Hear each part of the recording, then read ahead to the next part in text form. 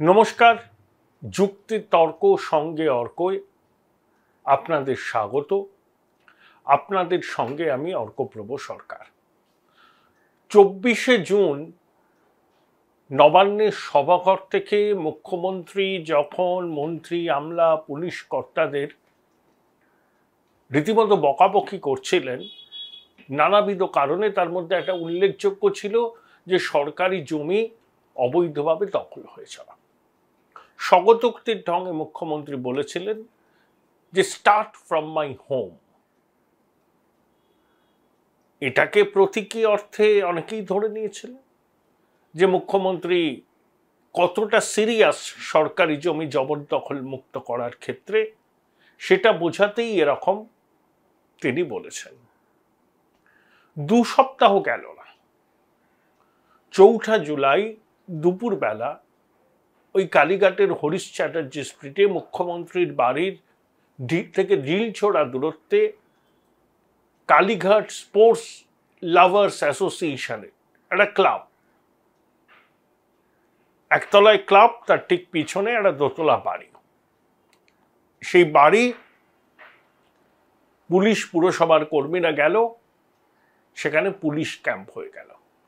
অভিযোগ, ওই বাড়িটি অবৈধভাবে তৈরি হয়েছিল। এই ক্লাবটির কর্ণধার মুখ্যমন্ত্রীর ছোট ভাই বাবুন বন্দ্যোপাধ্যায়। ওর পোশাকি নাম স্বপন বন্দ্যোপাধ্যায়, কিন্তু সবাই ওকে বাবুন বলে চেনে, ক্রীড়া প্রশাসনের সঙ্গে যুক্ত। তো বাবুন বন্দ্যোপাধ্যায়ের মেয়ে, ছবি তো ভাইরাল হয়েছে, যদিও আমার পক্ষে সেই ছবি সত্যতা যাচাই করা সম্ভব হয়নি।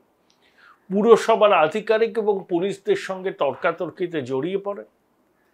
তার বক্তব্য, ওই বাড়িটি বস্তির দুস্থ ছেলেমেয়েদের জন্য ব্যবহার করা, যদিও বাবুন ওই বাড়িতে থাকেন না। সবাই রীতিমতো চমকে গেছেন। স্টার্ট ফ্রম মাই হোম বলতে মুখ্যমন্ত্রী কি এটাই বুঝিয়েছেন? অ্যাপারেন্টলি তৃণমূলের অভ্যন্তরে এবং অন্য জায়গায় যে বার্তাটা গেছে সেটা হলো এই, যে মুখ্যমন্ত্রী এবার নাকি ভীষণ সিরিয়াস। তিনি নিজের ঘনিষ্ঠ লোকজনদেরও রেয়াত করবেন না যদি তারা বেআইনিভাবে সরকারি জমি জবরদখল করে থাকে।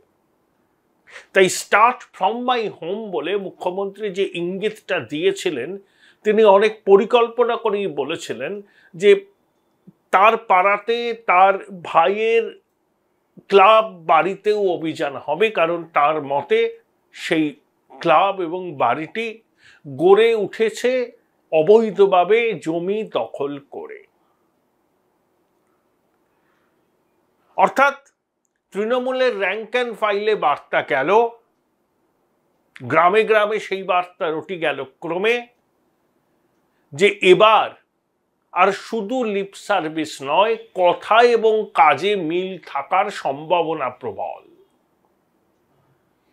কিন্তু এখানে অনেকগুলো প্রশ্ন আছে।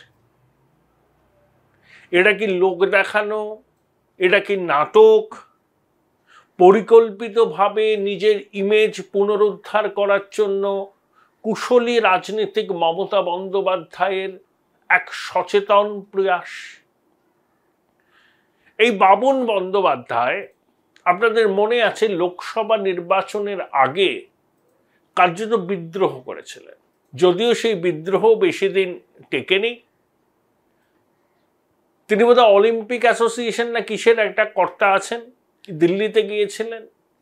সেখান থেকেই তিনি বলতে থাকেন যে তিনি প্রসূন বন্দ্যোপাধ্যায়কে হাওড়াতে প্রার্থী হিসাবে মানতে পারবেন না, কারণ প্রসূন বন্দ্যোপাধ্যায় কিছু করেননি।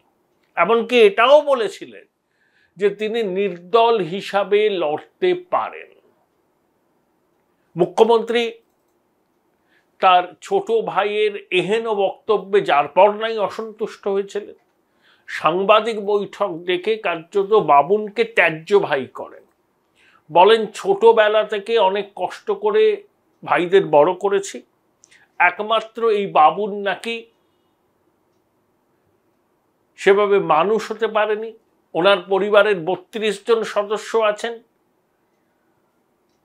প্রত্যেকেই বাবুন সম্পর্কে অসন্তুষ্ট এবং মুখ্যমন্ত্রী দর্তহীন ভাষায় জানিয়ে দিয়েছিলেন এরপর থেকে তিনি বাবুনকে আর ভাই বলে স্বীকার করবেন না, ত্যায্য ভাই, এবং মা মাটি মানুষ পরিবারের সঙ্গেও বাবুনের কোনো সম্পর্ক থাকবে না।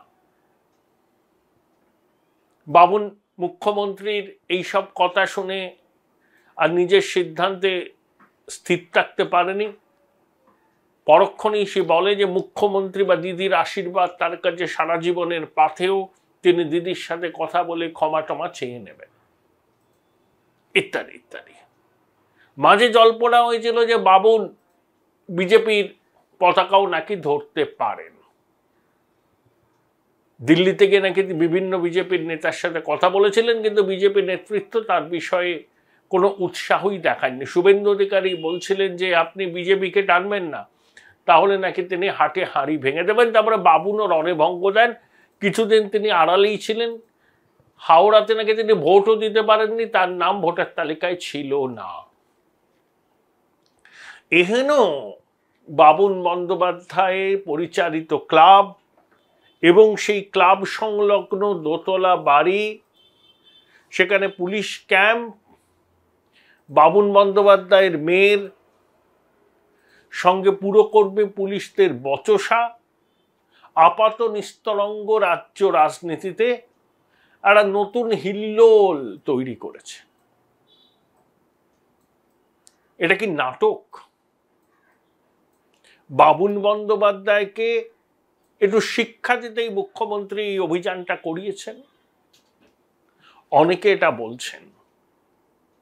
যদি বাবুন বন্দ্যোপাধ্যায় নির্বাচনের আগে ওই রকম বিদ্রোহ করে মমতা বন্দ্যোপাধ্যায়কে অস্বস্তিতে না ফেলতেন, তাহলে ওই ক্লাব, ওই বাড়ি যেমন ছিল তেমনই থাকতো, কিছুই হতো না।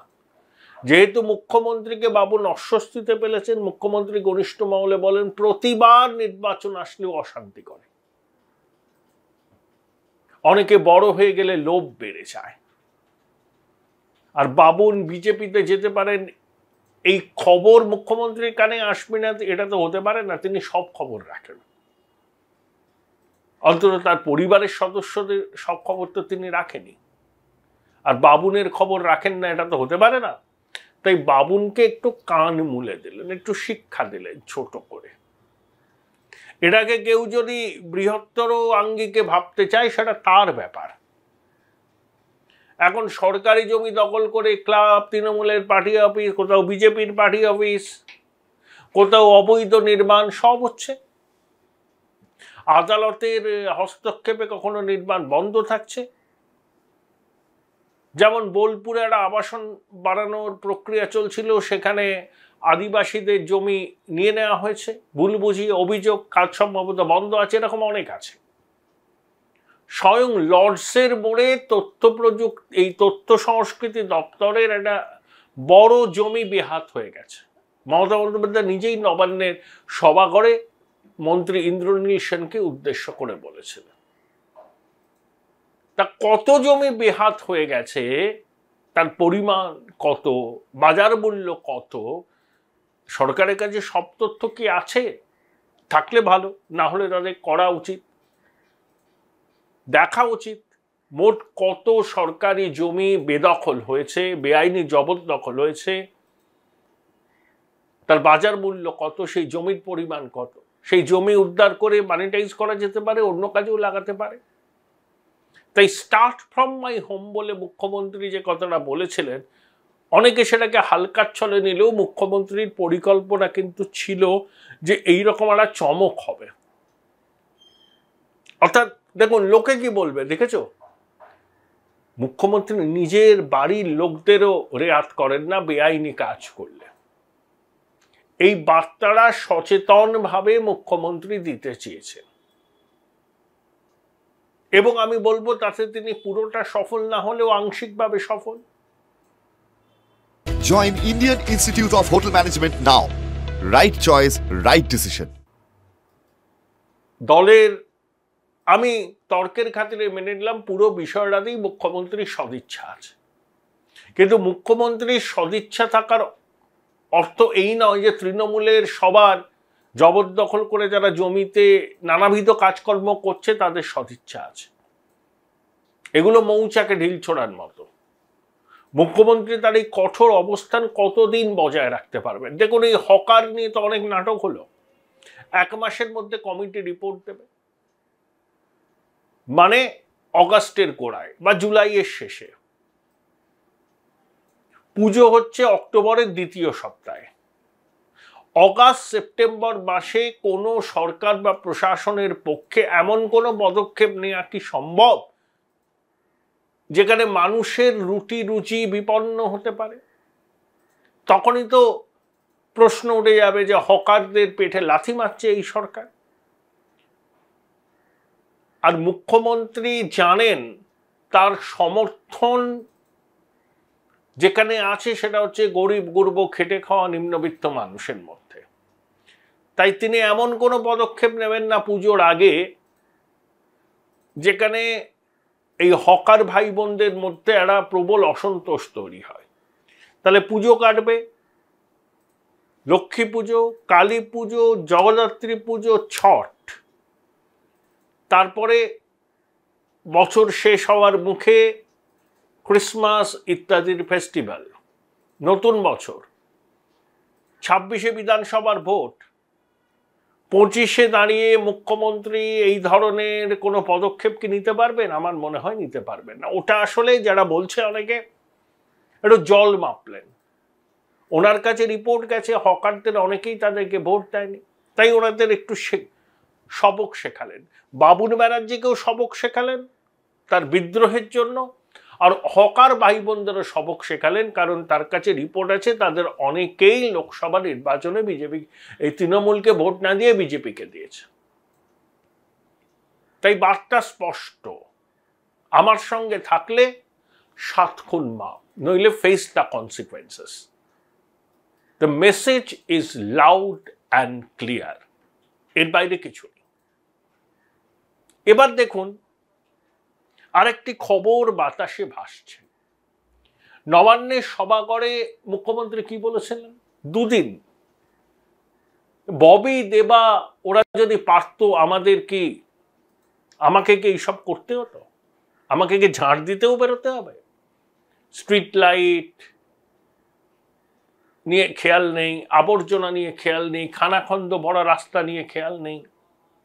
আমি টাকা তোলার মাস্টার চাই না, আমি জনসেবক চাই। ফিরহাদ হাকিম বসেছিলেন, পরের দিন দেবাশিস কুমারও ছিলেন। তাদের উদ্দেশ্য করে মুখ্যমন্ত্রী যে কথাটা বললেন সেটা কি তাদের উপর কিছুটা অনাস্থা নয়? দেবাশিস কুমার অভিষেক বন্দ্যোপাধ্যায়ের ঘনিষ্ঠ, ফিরহাদ হাকিম মুখ্যমন্ত্রীর দীর্ঘদিনের ঘনিষ্ঠ, মুসলিম ফেস। লোকসভা নির্বাচনে মুসলমান সম্প্রদায়ের মানুষ ঢেলে ভোট দিয়েছেন মমতা বন্দ্যোপাধ্যায়কে। তা না হলে 29টা আসন যেটা সম্ভব হতো না তৃণমূল, এটা মমতা বন্দ্যোপাধ্যায় বিলক্ষণ জানেন। অভিষেক বন্দ্যোপাধ্যায় এক ব্যক্তি এক পদ, ফিরহাদ হাকিম পুরমন্ত্রীও বটে, মেয়রও বটে। তাহলে এক ব্যক্তি এক পদ হলে একটা পদ ফিরহাদকে ছাড়তে হবে, কিন্তু মমতা বন্দ্যোপাধ্যায় সেই ঝুঁকি নেবেন না, কারণ নামটা ফিরহাদ হাকিম, সেই জন্য। এবং ফিরহাদ হাকিমের মমতা বন্দ্যোপাধ্যায়ের প্রতি আনুগত্য প্রশ্নহীন। যদিও কলকাতার প্রাক্তন মেয়র মমতা বন্দ্যোপাধ্যায়ের প্রিয় কাননের বাড়িতে গিয়েছিলেন তৃণমূলের 2 নেতা, কুণাল ঘোষ আরো একজন। যে কুণাল ঘোষ শোভন চট্টোপাধ্যায়কে নানা রকম উপমা ব্যবহার করে কটাক্ষ করতেন। কিছুদিন আগেও কুণাল বাবু গিয়েছিলেন, সম্প্রতিও গিয়েছিলেন। নবান্নের সভাঘরে ফিরহাদ দেবাশিস কুমারকে মুখ্যমন্ত্রীর বকাঝকা, তারপরে কুণাল ঘোষ এবং আরো এক মমতা ঘনিষ্ঠ মন্ত্রীর শোভন চট্টোপাধ্যায়ের বাড়িতে যাওয়া, সেই মন্ত্রীটির সঙ্গে আবার কলকাতার মহানাগরিকের সম্পর্ক অম্ল মধুর। তবে শোভনের সঙ্গেও তার সম্পর্ক যে খুব মসৃণ সেটা নয়, কিন্তু গিয়েছিলেন, মুখ্যমন্ত্রী বলেছিলেন বলেই গিয়েছিলেন। আবার ইকুয়েশনের জন্ম হচ্ছে। তবে মমতা তার প্রিয় কাননকে এখনই কলকাতার মহানগরিক করবেন বলে আমার মনে হয় না। তার কারণ শোভন চট্টোপাধ্যায় অভিষেক বন্দ্যোপাধ্যায়ের গুডবুকে নেই।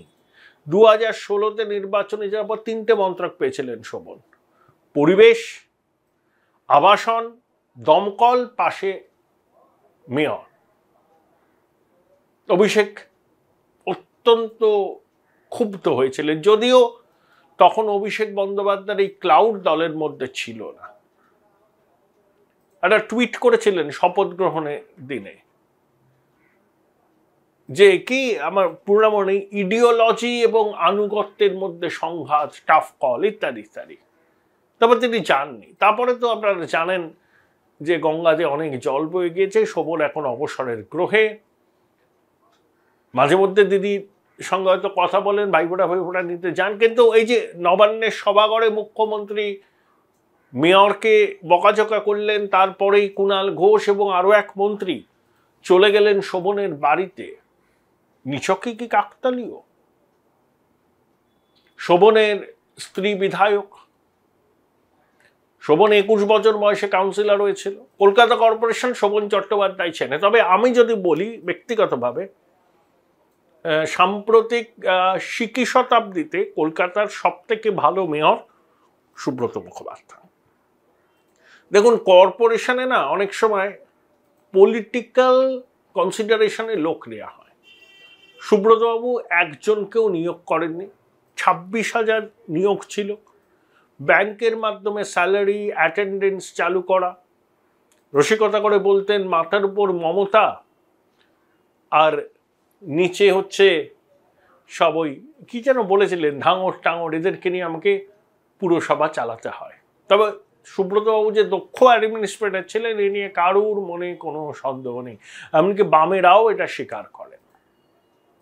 আর শোভন চট্টোপাধ্যায়ের দীর্ঘদিনের অভিজ্ঞতা কলকাতা পুরসভার, কিন্তু ববি হাকিমকে রাতারাতি তিনি সরাবেন বলে মনে হয় না। ওই যে কারণটা বললাম, মুসলমানদের কাছে ভুল বার্তা যাবে, মুখ্যমন্ত্রী 26-এর আগে সেই সিদ্ধান্ত নেবেন না।